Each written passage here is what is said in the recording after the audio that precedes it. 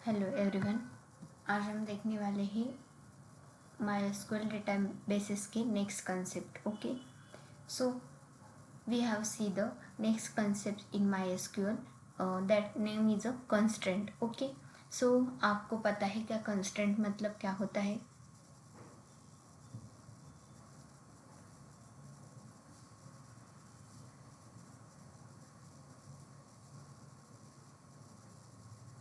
Okay, I will tell you the meaning of the constraint. Okay, constraints मतलब होता है, constraints are a rule that enforce data integrity. They can be applied to column in a table to ensure that the data stored in them meets certain criteria. Okay, constraint मतलब rules and restriction हम basically उसे कह सकते हैं। मतलब हम जो भी डेटाबेसेस MySQL का डेटाबेस क्रिएट करते हैं उसके कॉलम के रिगार्डिंग हम कुछ क्या करते हैं, कॉलम को कंस्ट्रेंट अप्लाई करते हैं। तो कॉलम के अकॉर्डिंग हम उसको डेटाबेस जो भी से स्टोर करते हैं उसको स्पेसिफिक कंस्ट्रेंट अप्लाई करते हैं। जैसे कि आप देख सकते हैं एग्जांपल में, creating table with constraint, create table employ. हमने इधर एम्प्लॉय का टेबल क्रिएट किया है और उसमें हम क्या कर सकते हैं, ID int, auto increment, primary की, नेम वैरकर 100, नॉट नल, मतलब नेम हमने नॉट नल लिया है, ये हमें कंस्ट्रेंट यूज कर रहे हैं क्योंकि हम कॉलम में इधर नल वैल्यू नहीं ले रही, इसीलिए हमने कंस्ट्रेंट क्या लिया है, नॉट नल। और एज इंट चेक, हम क्या कर रहे हैं, एज को इधर कंडीशन लगा रहे हैं और चेक कंस्ट्रेंट का यूज कर रहे हैं। ओके, चेक कंस्ट्रेंट यूज किया है हमने और age greater than equal to 18 ये कंडीशन हमें लगाई है। ईमेल वैरकर 100 यूनिक, यूनिक ये भी क्या है, कंस्ट्रेंट है। ओके, सो प्राइमरी की बेसिकली यूनिक आइडेंटिफायर होता है, इसलिए हमने यूज़ की है।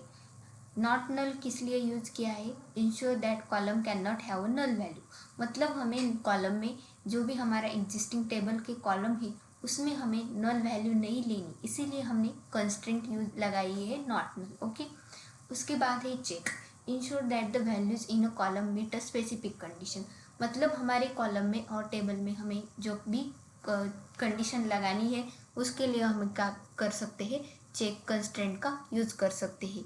यूनिक कंस्ट्रेंट भी हम यूज़ कर सकते हैं।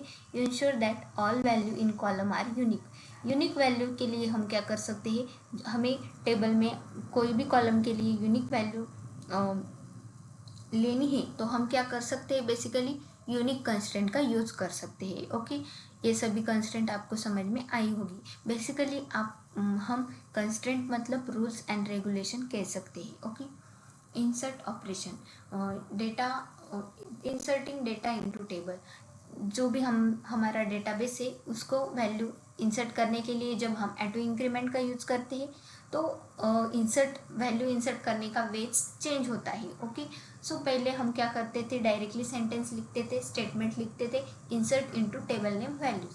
अब हम ऑटो इंक्रीमेंट का यूज कर रहे हैं, मतलब बाय डिफ़ॉल्ट हमारी वैल्यू 1 बाय 1 बढ़ती जा रही है। ओके, सो इंसर्ट इनटू एम्प्लॉय, पहले हमने कॉलम का नेम लेना है, नेम, एज, ईमेल, उसके बाद हमें वैल्यूज इंसर्ट करनी है, जैसे कि जॉन डॉय 30 और johan@example.com, ये वैल्यू हमने इंसर्ट की है। Okay, inserting multiple rose of data in a table, आप क्या कर सकते हैं, आपके हिसाब से आप मल्टीपल रोज को क्या कर सकते हैं, इंसर्ट कर सकते हैं। ओके, अपडेटिंग ऑपरेशन, हमने देखा है हमें कुछ भी मॉडिफाई करने के लिए आप क्या कर सकते हैं, मॉडिफाई अपडेट का यूज कर सकते हैं।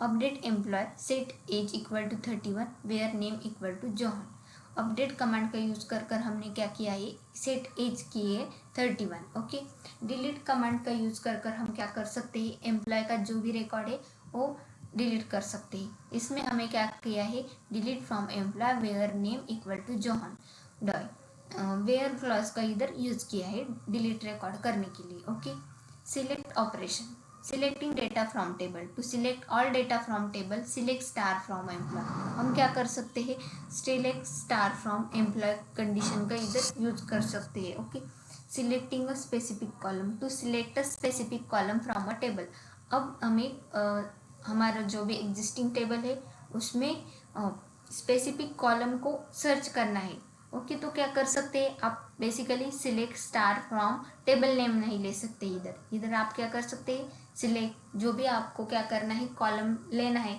तो आप क्या कर सकते हैं select name age from employ, इस स्टेटमेंट का यूज कर सकते हैं। Okay, this statement retrieve the only name and age column from the employ table, जो भी आपका एग्जिस्टिंग टेबल होगा उसके अकॉर्डिंग आपको क्या होगा, नेम एज, एम्प्लॉय का जो भी एज और नेम है वो आपको क्या होगा, शो होगा, क्योंकि हमने इधर कमांड ली है कि select name age from employ. Okay, this statement retrieve only the name and age from employ, आप ऐसे भी ले सकते हैं select name age email for employ, आपको जो भी कॉलम लेनी है आप क्या कर सकते हैं, ले सकते हैं। Okay, using condition to filter data, अब आपको क्या करना है, डेटा को फिल्टर करना है बेसिकली, तो आप क्या कर सकते हैं, to select data based on specify condition, आप क्या कर सकते हैं कंडीशन के अकॉर्डिंग डेटा को क्या कर सकते हैं, सिलेक्ट कर सकते हैं। Okay, select star from employ where age greater than 25, आप क्या कर सकते हैं कंडीशन लगा सकते हैं। This statement retrieve all the column from rows where the age is greater than 25, मतलब हमारी क्वेरी कैसे आएगी, वेयर हमने इधर क्लॉज यूज किया है और एज 25 ग्रेटर देन के एम्प्लॉय हमें इधर चाहिए, तो आपको क्या होगा, आप जब एक क्वेरी को परफॉर्म करेंगे तो एज एज ग्रेटर देन 25 के एम्प्लॉय आपको शो होंगे। ओके,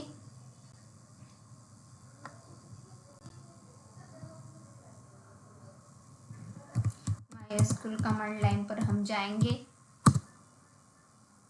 तो हम क्या करेंगे, पहले कंस्ट्रेंट हमने कौन कौन की देखी है उसका यूज कर कर देखेंगे। ओके, सो क्रिएट टेबल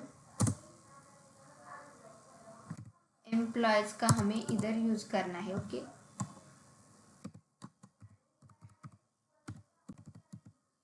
एम्प्लॉयज वन हम इधर यूज कर रहे हैं। Okay, create table employees one, ID int of 5,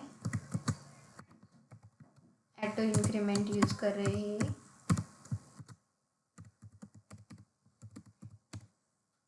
auto increment के बाद हम प्राइमरी की यूज कर रहे हैं, उसके बाद नेम वेर कैर में ले रहे हम,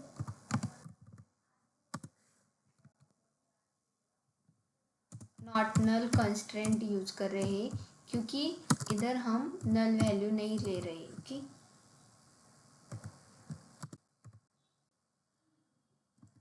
एज हमको लेना है इंट में,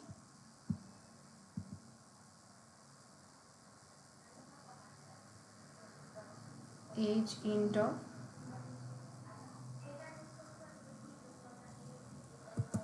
अब क्या लेंगे, चेक कंस्ट्रेंट का हम यूज कर रहे हैं, check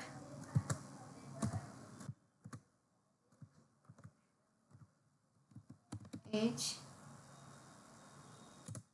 greater than equal to 18,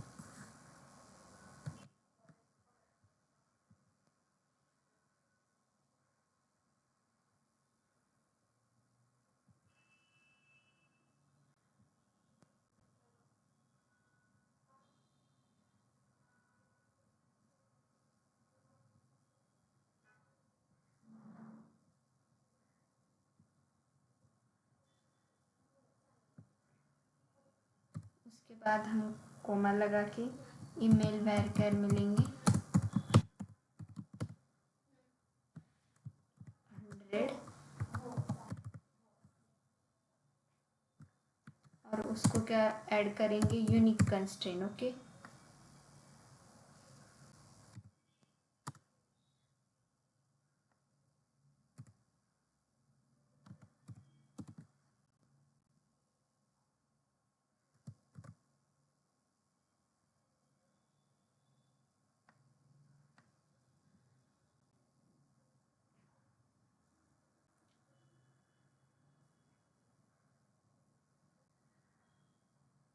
हम ऐसे कंस्ट्रेंट का हम यूज कर सकते हैं। ओके, सो कंस्ट्रेंट मतलब क्या होता है, रूल्स एंड रेगुलेशन बेसिकली होते हैं, ये हम क्या कर सकते हैं, यूज़ कर सकते हैं।